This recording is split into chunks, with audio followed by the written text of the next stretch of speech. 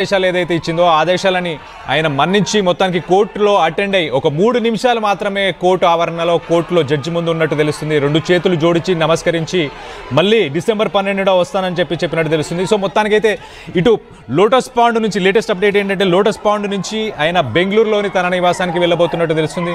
So December 12న ఏం జరగబోతుంది, ఈసారి మాత్రం ఓన్లీ ఆయన వచ్చి ఆయన ప్రెజెన్స్ని కోర్టుకి ఆయన ఇన్ పర్సన్ వచ్చి ఆ కేసు అటెండ్ అవ్వడం మాత్రమే జరిగింది. కానీ మరి డిసెంబర్ 12న దీనిపై విచారణ జరగబోతుందా? అక్రమ ఆస్తుల కేసులకు సంబంధించి 749 కోట్లు, అది షేర్స్లో కావచ్చు, వివిధ కంపెనీలో కావచ్చు, ఆ ఇన్వెస్ట్మెంట్ అన్నిటినిపై ప్రస్తుతానికి సిబిఐ, ఈడీ ఇవన్నీ కేసులు నడుస్తున్నాయి. సో ఆ కేసుల నుంచి మరి నెక్స్ట్ హీరింగ్లో ఎలాంటి వాదనలు జరగబోతున్నాయన్న దానిపై ప్రస్తుతానికైతే ఉత్కంఠం నెలకొంది.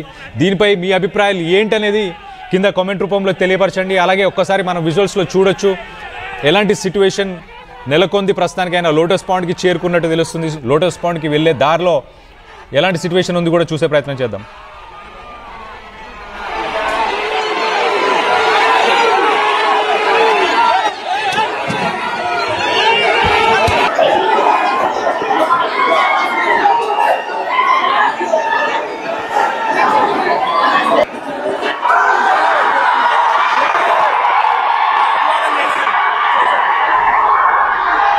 రైట్, మనం లెఫ్ట్ సైడ్ విజువల్లో మనం చూడవచ్చు ఆయన ఎయిర్పోర్ట్లో దిగినప్పుడు అక్కడ ఆయనని రిసీవ్ చేసుకోవడానికి కొంతమంది వచ్చారు. దాని తర్వాత రైట్ సైడ్ ఆ ఫార్చునర్ లెజెండర్ కార్లో ఆయన వెళ్తున్న సమయంలో అభిమానులు అందరూ అక్కడికి ఫ్లాగ్స్ని కొన్ని పోస్టర్స్ని కూడా పెట్టినట్టు కూడా తెలుస్తుంది. ఇటు రప్పా రప్పా 2029లో రప్పా రప్పా అని చెప్పేసి మనందరికీ తెలిసిన ఫేమస్ సినిమాకి సంబంధించిన డైలాగ్స్నే ప్రస్తుతానికైతే పొలిటికల్ అజెండాతో యూజ్ చేస్తున్నట్టు చాలా క్లియర్గా తెలుస్తుంది. అభిమానులు ఆ పోస్టర్స్ని పట్టుకొని కూడా పరిగెట్టడం మనం చూడొచ్చు. బేగంపేట్ ఎయిర్పోర్ట్, దాని తర్వాత ఇప్పుడు ఆయన కోర్టుకు వచ్చినప్పుడు అక్కడ సిట్యువేషన్ కూడా ఒక్కసారి మనం చూసే ప్రయత్నం చేద్దాం.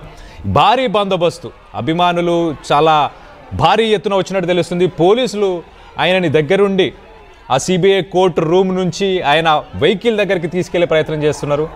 ఆ విజువల్స్ని మనం చూడొచ్చు. వాక్ త్రూ చేయడానికే చాలా కష్టంగా ఉంది. ఇటు మీడియా, అలాగే ఇటు అభిమానులు, అలాగే పోలీసులు భారీ బందోబస్తుతోని మొత్తానికైతే ఆయన కోర్టుకు చేరుకున్నారు. ఒక ర్యాలీగా అభిమానులు అందరూ కోర్టుకు తీసుకెళ్ళిన తర్వాత 3 నిమిషాలు మాత్రమే ఆయన జడ్జి ముందు హాజరయ్యి 3 నిమిషాలు మాత్రమే అక్కడ ఉన్నట్టు తెలుస్తుంది. దాని తర్వాత ప్రస్తుతానికి లోటస్ పాండ్లో తన నివాసానికి ఆయన చేరుకున్నట్టు తెలుస్తుంది. అక్కడి నుంచి మరి బెంగళూరుకి సంబంధించిన ఆయన ఇంటికి లోటస్ పాండ్ నుంచి బెంగళూరుకి వెళ్తున్నారు. సో ఒక్కసారి మనం 2013 నుంచి 2025 దాకా ఆయన సిబిఐ, ఈడీకి సంబంధించిన ఈ కేసెస్ని ఆయన అటెండ్ అవ్వలేదు ఇప్పటిదాకా. ఆయన పాలన చేస్తున్న సమయంలో ఇన్కన్వీనియన్స్ ఆఫ్ అడ్మినిస్ట్రేషన్ అని చెప్పేసి ఆ ఎక్స్క్యూజ్తోని, ఆ ఎగ్జంప్షన్తోని రాలేదు. దాని తర్వాత సెక్యూరిటీ ఇష్యూస్ వల్ల రావలేకపోతున్నానని చెప్పుకొచ్చాడు. ఇన్ని సంవత్సరాలు ఎగ్జంప్షన్ ఇచ్చిన కోర్టు ఇంకా ఎగ్జంప్షన్స్ ఇచ్చే అవకాశం లేదంటూ ఆయనని ఖచ్చితంగా హాజరవ్వాలని చెప్పారు. అక్టోబర్లో ఆయన ఇటు యూరోప్కి వెళ్ళారు కోర్టు పర్మిషన్ తీసుకొని. సో యూరోప్కి వెళ్ళడానికి పర్మిషన్ ఇచ్చిన కోర్టు చాలా క్లియర్గా మెన్షన్ చేసింది, మీరు యూరోప్ వెళ్ళి రిటర్న్ వచ్చిన తర్వాత ఇన్ పర్సన్ మీరు వచ్చి కోర్టు కేసెస్ అటెండ్ అవ్వాలి. కేసుకి సంబంధించిన వివరాలు అన్నీ జాప్యం అవుతున్నాయి, డిలే అవుతున్నాయి, మీ ప్రెసెన్స్ ఖచ్చితంగా కోర్టులో ఉండాలి, మీరు ఇన్ పర్సన్ రావాలి అని చెప్పేసి కోర్టు అయితే చెప్పినట్టు తెలుస్తుంది. దానికి అనుగుణంగానే ఆయన అటెండ్ అయ్యారు. దీనికి సంబంధించి మరిన్ని వివరాలు తెలుసుకునే ప్రయత్నం చేద్దాం. మా ప్రతినిధి మధు ఉన్నారు, మధుతో మాట్లాడి తెలుసుకునే ప్రయత్నం చేద్దాం. మధు, లేటెస్ట్ అప్డేట్ ఏంటి? ఆయన లోటస్ పాండ్ చేరుకున్నారా? ఎప్పుడు అక్కడి నుంచి బెంగళూరులోని తన నివాసానికి వెళ్ళబోతున్నారు?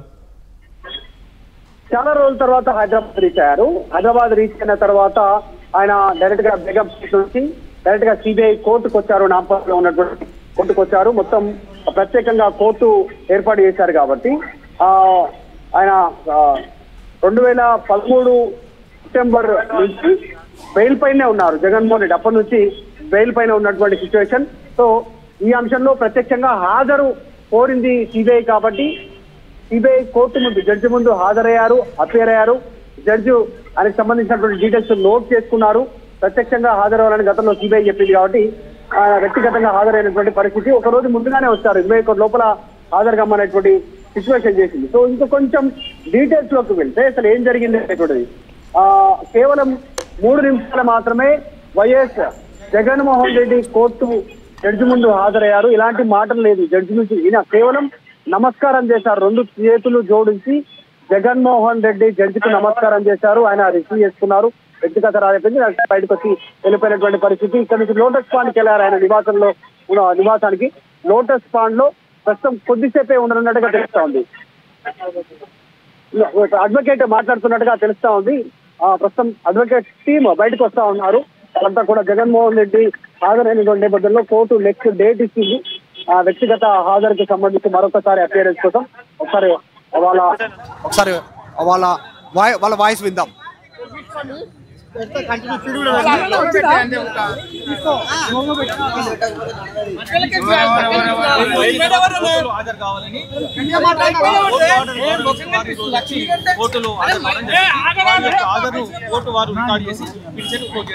మళ్ళీ హాజరవ్వమని ఏమన్నా ఆదేశించారు?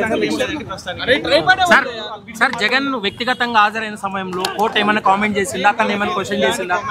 ఎలాంటి క్వశ్చన్ చేయలేదు. ఓన్లీ ఒక వారి యొక్క ప్రెజెన్స్ మాత్రమే రికార్డ్ చేసుకొని క్లోజ్ చేయడం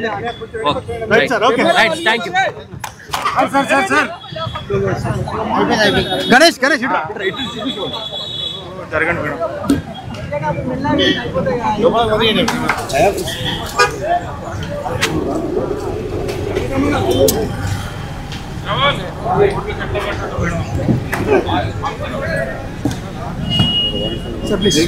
రైట్. సో బేసికల్గా ఇప్పుడు లీగల్ సిగ్నిఫికెన్స్ ఒక్కసారి మనం చూస్తే కనుక ఇప్పుడు ఇన్ పర్సన్ గతంలో ఆయన సీఎంగా ఉన్నప్పుడు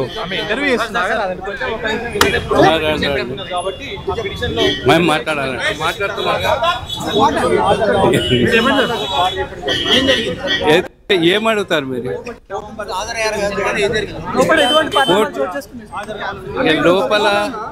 లోపల పరిణామాలు అంటే ఇక్కడ ఉన్నాయి 100 కోట్లు. ఆ లోపల ఆ కోట్ల ఏ పరిణామాలు జరిగాయో మాకు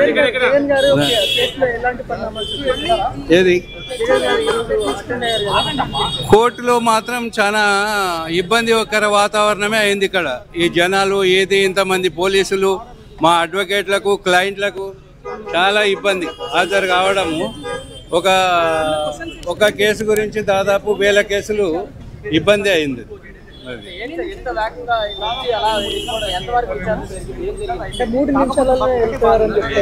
అంటే హాజరు కావడము ప్రొసీడింగ్స్ ఫర్దర్ ఏముంటది అన్నది చెప్తుంది కోర్టు అంతే.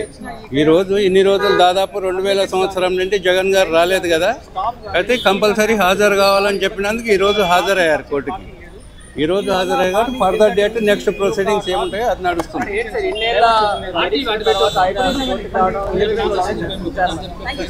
అసలు ఏం జరిగింది సార్? వ్యక్తిగతంగా హాజరయ్యారు. వ్యక్తిగతంగా ఎలాంటిది లేదండి. జస్ట్ కోర్టు వారు ఆర్డర్ ఉంది కాబట్టి వారు వచ్చి హాజరు కావడం జరిగింది. వారు విదేశాలకు వెళ్ళినప్పుడు వారిని వచ్చి ఫిజికల్ గా అపీర్ చేయమన్నారు కాబట్టి వారి యొక్క కోర్టు ఆర్డర్ను గౌరవించి ఈ రోజు ప్రత్యేకంగా వారి ఇక్కడికి వచ్చి వారి యొక్క ప్రెజెన్స్ రికార్డ్ చేయడం జరిగింది. నెక్స్ట్ డేట్ ఎప్పుడు ఇచ్చారు? నెక్స్ట్ డేట్ అంటూ ఏం లేదు. వాళ్ళు ఆటోమేటిక్ గా మెయిన్ కేసులు ఏదైతున్నాయో ఆ కేసులు ఆటోమేటిక్ గా అవి నడుస్తున్నాయి. దానికి ప్రెజెన్స్ కి సంబంధం లేదు. ఇప్పటికే కొన్ని ఆస్తులు జప్తు చేశారు కదా ఈడీ గానీ సిబిఐ గానీ. దీనికి ఎలాంటి సంబంధం లేదు. ఇది ఓన్లీ విదేశాలకు వెళ్ళినందుకు వచ్చి ఇక్కడ అపీర్ కమ్మన్నారు కాబట్టి వచ్చి అపీర్ అయ్యారు. దానికి ఈ ప్రాపర్టీస్ కానీ వేరే కేసుకు సంబంధం లేదు. ఆ కేసులలో వాళ్ళ అడ్వకేట్స్ ఉన్నారు, ఆల్రెడీ అపీర్ అవుతున్నారు, అవి నడుస్తున్నాయి.